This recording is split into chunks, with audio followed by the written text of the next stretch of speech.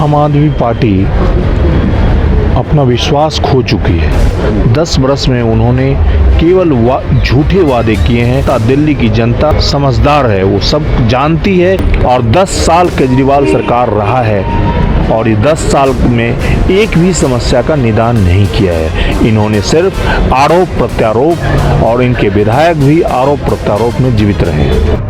दिल्ली में विधानसभा चुनाव को लेके दिल्ली की विधानसभा चुनाव की जो तारीखें नज़दीक आ रही हैं, उसी बीच पार्टियां भी अपनी ज़ोरों शोरों से अपना काम कर रही हैं। वहीं बात करें आम आदमी पार्टी की, तो आम आदमी पार्टी भी दिल्ली में अब चुनाव जीतने के लिए कई तरीके की जो योजनाएं हैं वो लेके आ रही हैं। जैसे महिलाओं के लिए 2100 रुपये की योजना, और लोकसभा चुनाव में 1000 रुपये की जो योजना लेके आई थी वो भी लागू करने के लिए तैयार है। यानी लगातार कहीं ना कहीं दिल्ली की जनता को लुभाने का काम किया जा रहा है। हमारे साथ भारतीय जनता पार्टी के वरिष्ठ नेता जो संघ से भी रहे हैं, हमारे साथ संदीप ठाकुर जी हैं जो द्वारका विधानसभा से दावेदारी कर रहे हैं। सर, क्या कुछ कहेंगे? दिल्ली में जैसे चुनाव जीतने के लिए आम आदमी पार्टी कई दावे कर रही है, कई वादे दिल्ली की जनता से कर रही है, महिलाओं के लिए 2100 रुपये की बात भी कर रही है।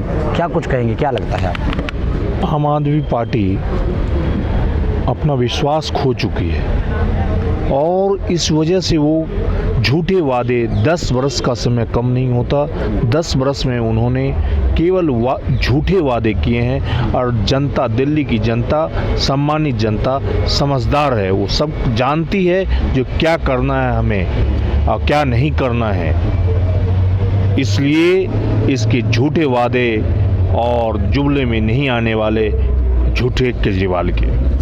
द्वारका विधानसभा की अगर बात की जाए तो क्या कुछ गहरे मुद्दे हैं वहाँ पर? पिछली बार भी आपने वहाँ की तस्वीरें दिखाई थी।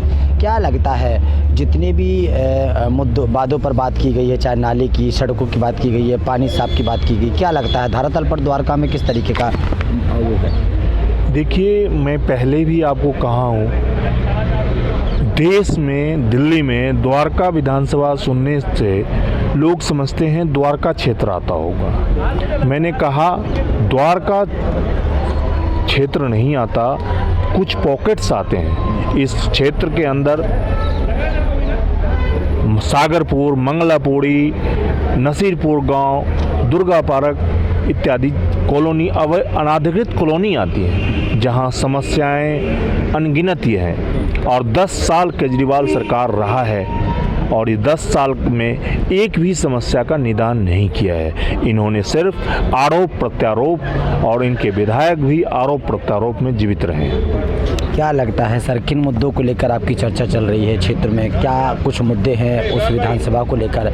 आपकी क्या सोच है, क्या करना चाहते हैं आप? देखिए, हमारी सोच यही है, जो हमारे क्षेत्र की जनता है, द्वारका की जनता है, जो सागरपुर डाबड़ी की जनता है, मंगलापुरी की जनता है, उनको स्वच्छ पानी मिले, समय पर पानी मिले और पानी की निकासी हो। ये सबसे बड़ी समस्या है और ये हमारे द्वारका की नहीं, दिल्ली की समस्या जल वितरण की है। जल की समस्या पूरे दिल्ली में है और द्वारका उससे अछूता नहीं है। लेकिन सर, आरएसएस में आप लगातार रहे हैं, भारतीय जनता पार्टी में भी आप लगातार एक अच्छे मोहदे पे रहे हैं, अच्छे पद पे रहे हैं। फिर आपने कैसे सोचा कि भाई द्वारका विधानसभा से क्यों ना मुझे एक दावेदारी करनी चाहिए? क्या लगता है? मैं द्वारका बचपन से ही, जो द्वारका विधानसभा है उसका नाम नसीरपुर विधानसभा था और मैं सागरपुर की गलियों से निकलकर राष्ट्रीय मंत्री तक का दायित्व पार्टी ने दी है। पार्टी अगर मौका देती है तो इस बार कमल खिलेगा और सभी समस्याओं का निदान सिर्फ भारतीय जनता पार्टी है।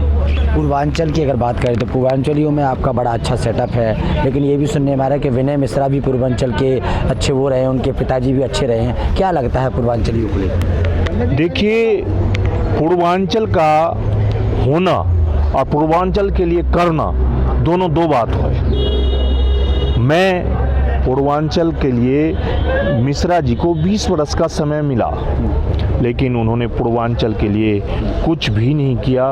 एक भी दिल्ली में कार्यकर्ता पूर्वांचल का खड़ा नहीं किया और हम और हमारी पार्टी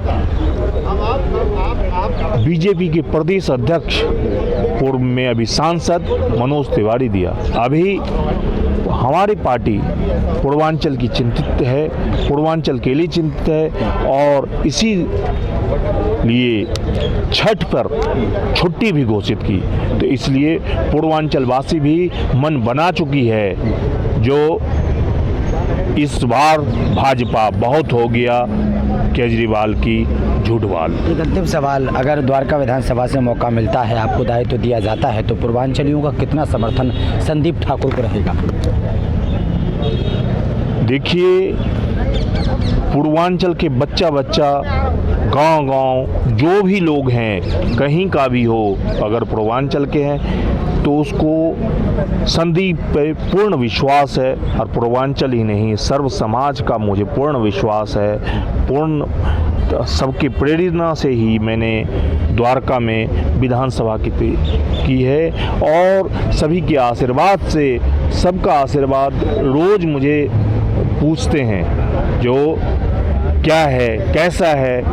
तो इसलिए मैं यही कहूँगा कि पूर्वांचल का समाज दूसरे सामने वाले मिश्रा जी पे नहीं है, क्योंकि महाबल जी पुत्र मोह में, परिवार मोह में खो गए और हम समाज में खो गए। बहुत शुक्रिया आपका। तो संदीप ठाकुर जी थे जो लगातार आज प्रदेश कार्यालय पहुंचे हैं और आज युवा मोर्चा की कहीं ना कहीं बैठक भी हुई थी और वहां पर तमाम लोगों से मुलाकात भी हुई है और द्वारका विधानसभा से एक दावेदारी कर रहे हैं। अब देखना ये है कि आने वाले वक्त में पार्टी किस तरीके से इनको मौका देती है और फिर किस तरीके से क्षेत्र में काम करेंगे।